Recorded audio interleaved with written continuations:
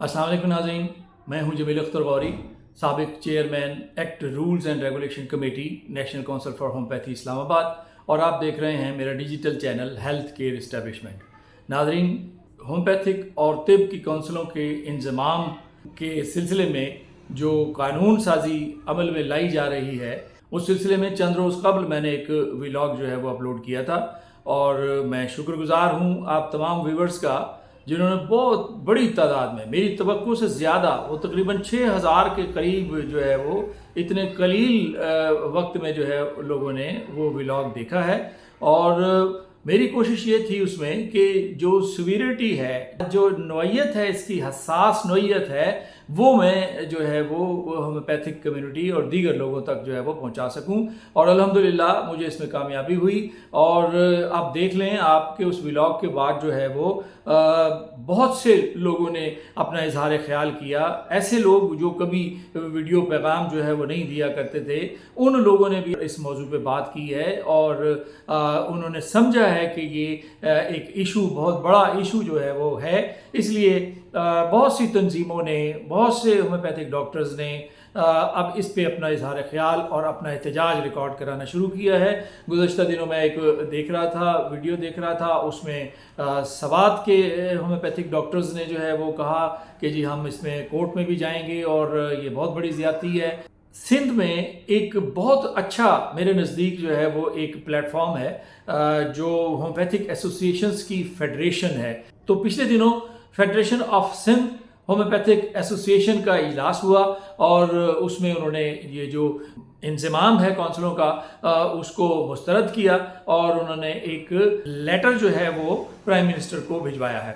तो इसी तरह से बहुत सारे लोग जो है वो अपने तई जो है वो कोशिश कर रहे हैं कि किसी तरह से ये जो काउंसिलों का इंतजाम होने जा रहा है, इसको किसी न किसी तरह से ख़त्म कराया जाए। मुझे बहुत सारे फ़ोन आए कि जी क्या करें, होम्योपैथ डॉक्टर जो है वो किस तरीके से इसमें शामिल हो सकता है। आप एक लेटर लिखें, जितने भी होम्योपैथिक डॉक्टर्स हैं, वो होम्योपैथिक डॉक्टर या तबीब, वो एक लेटर लिखें। ये लेटर मैंने लिखा है, ये मैं आपके साथ शेयर कर लेता हूँ, और इसका लिंक जो है वो मैं डिस्क्रिप्शन में भी दूंगा।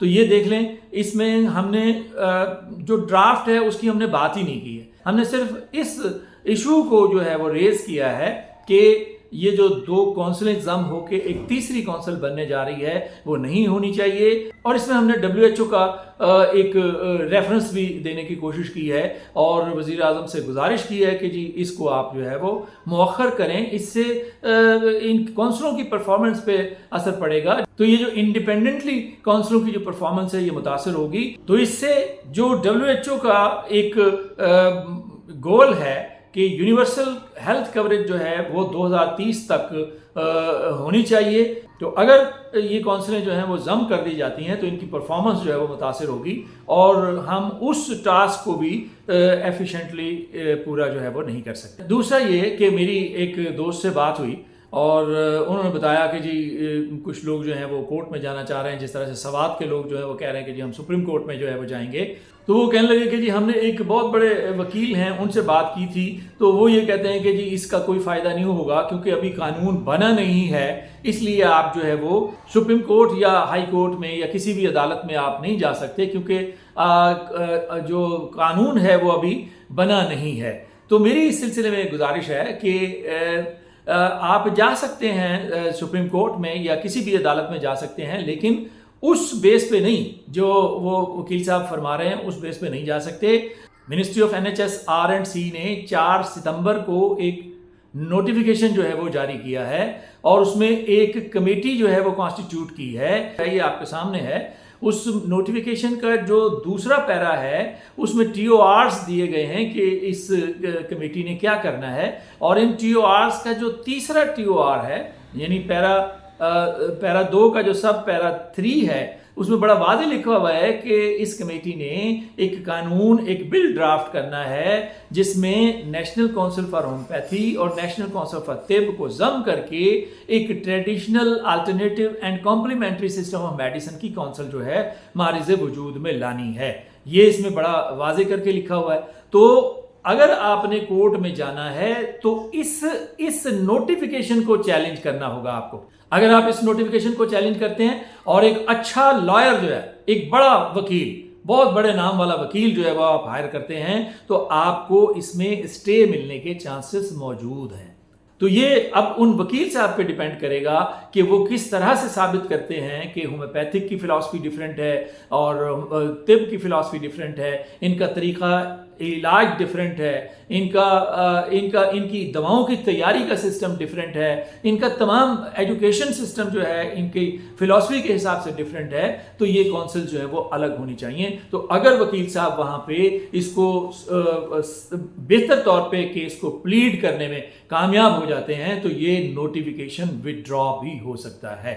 तो ये तो हुई बात कि जी नोटिफिकेशन विदड्रॉ करवाने की और एहतजाज अपना रिकॉर्ड करवाने की। देखें जो मैंने लेटर शेयर किया है, अब हर होम्योपैथ का और तबीब का फ़र्ज़ ये है कि इस लेटर को आप यहाँ से कॉपी करें और प्राइम मिनिस्टर को जो है वो लेटर सेंड कर दें। जब हज़ारों की तादाद में ये लेटर पहुँचेगा तो तब जाके प्राइम मिनिस्टर को भी सोचने का मौका मिलेगा या प्राइम मिनिस्टर के सेक्रेटेरिएट में भी सोचने का मौका मिलेगा कि हम ये जो काम करने जा रहे हैं ये कहीं गलत तो नहीं है। तो फिर इस पे कंसिडरेशन भी मुतवक्के है और हो सकती है। तो ये काम जो है 2 काम करने वाले हैं। अब आ जाइए कि खुदा न खास्ता अगर ये गवर्नमेंट तहैया किए हुए है, IMF का बहुत ज़्यादा प्रेशर है कि जी हमने ये करना ही करना है, तो फिर मेरा ये सवाल है कि क्या किसी ने वो जो मुसवदा है वो तफसील के साथ पढ़ने की ज़हमत गवारा की है? अगर नहीं की तो काइंडली उसको पढ़िए और उसको देखिए कि उसके अंदर क्या चीज़ें जो हैं वो नुकसानदेह हैं। अगर उसमें से नुकसानदेह चीज़ों को हटा दिया जाए और जो सूटेबल चीज़ें हैं वो उसमें शामिल की जाएं तो फिर तो ये बेहतरी इसमें आ सकती है। अगर हम सिर्फ इसी में रहे, एहतजाज में रहे और इसमें हम करते रहे और खुदा न खास्ता ये नहीं हुआ और गवर्नमेंट ने हमने तो किसी ने इस पे कोई तजावीज़ नहीं दी ना, इस एक्ट पे तो किसी ने कोई तजावीज़ नहीं दी। अभी तो सबका मौक़िफ़ है कि जी हम इसको मुस्तरद करते हैं। एक मरतबा फिर मैं ये कह रहा हूँ कि अगर IMF के प्रेशर में गवर्नमेंट इस पे मजबूर होती है तो फिर ये एक्ट तो एज इट इज़ मंजूर हो जाएगा। ये आपका मिनिस्ट्री ने ऐसे का ऐसा भेज देना है क्योंकि इस पर कोई तरमीम नहीं हुई, कोई इसमें किसी ने डेलिब्रेशन नहीं की, तो ये एक्ट जो है वो आगे कैबिनेट में चला जाएगा और वो ऐसा का ऐसा मंजूर हो जाएगा। तो ये काइंडली इस पे भी ज़रा थोड़ा सा गौर कीजिए कि अगर खुदा न खास्ता ये अमल नहीं रुकता तो फिर कम से कम हमें इस एक्ट में तो जो तजावीज़ हैं वो मुनासिब तरामीम जो हैं वो करके और हमें रखनी चाहिए। तो इस पर भी काम करने की ज़रूरत है। इसमें देखें बहुत सी तजावीज़ हैं जो नुकसानदेह हैं। जो सबसे बड़ी जो प्रोविज़न है वो ये है कि होम्योपैथिक डॉक्टर अपने नाम के साथ डॉक्टर नहीं लिख सकता और अगर लिखेगा तो वो 2 लाख रुपए उसका जुर्माना होगा। जो UH प्रैक्टिशनर एक्ट 1965 है उसमें भी सज़ा मौजूद है। ये बहुत सारे लोगों ने पढ़ा नहीं होगा कि उसमें भी सज़ा मौजूद है कि अगर आप पूरा होम्योपैथिक और पूरा डॉक्टर नहीं लिखते तो जुर्माने के साथ साथ वहां पे कैद की सज़ा भी है। 1965 के एक्ट में तो कैद की भी सज़ा है। यहाँ तो वो 2 लाख रुपए की सज़ा उन्होंने लिखी है, तो ये 2 लाख रुपए सज़ा भी जो है वो नहीं दुरुस्त और इसके होम्योपैथ के साथ जो है वो डॉक्टर का लफ्ज़ हटाना भी जो है वो दुरुस्त नहीं है। तो इस पे भी कम से कम काम करना चाहिए। इसमें कुछ अच्छी तजावीज़ भी हैं। ख्याल है ये होम्योपैथ ने पढ़ा नहीं है और ख़ास तौर पे कॉलेज वालों ने नहीं पढ़ा। कॉलेज वाले अगर पढ़े ना तो कॉलेज वालों के सारे तो जो दुख हैं वो इस एक्ट की वजह से दूर हो जाएंगे।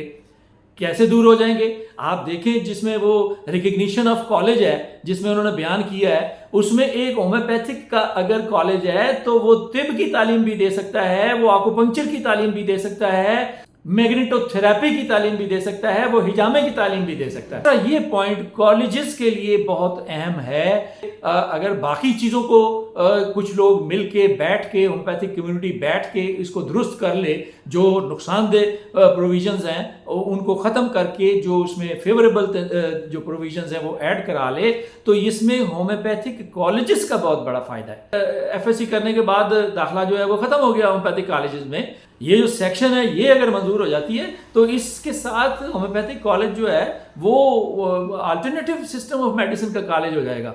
वो traditional alternative and complementary medicine का जो है वो इदारा हो जाएगा। तो वो इन सिस्टम में से किसी भी सिस्टम की तालीम जो है वो दिलवा सकता है और उसकी मंजूरी जो है वो ले सकता है। बहरहाल پہلی کوشش تو یہی ہونی چاہیے کہ یہ ادغام جو ہے وہ نہ ہو، لیکن اگر گورنمنٹ نے یہ منظور بھی کر لیا کہ ادغام نہ بھی ہو تو تب بھی گورنمنٹ نے اس ایکٹ میں جو 1965 کا ایکٹ ہے اس میں ریفارمز ضرور لانے ہیں. اس کے لیے ایک آلریڈی جو ہے وہ کمیٹی پہلے بھی بنی ہوئی ہے. اگر یہ سلسلہ موقوف ہوتا ہے تو انہوں نے وہاں جو ہے وہ ریفارمز لانے ہیں اس کمیٹی کے ذریعے.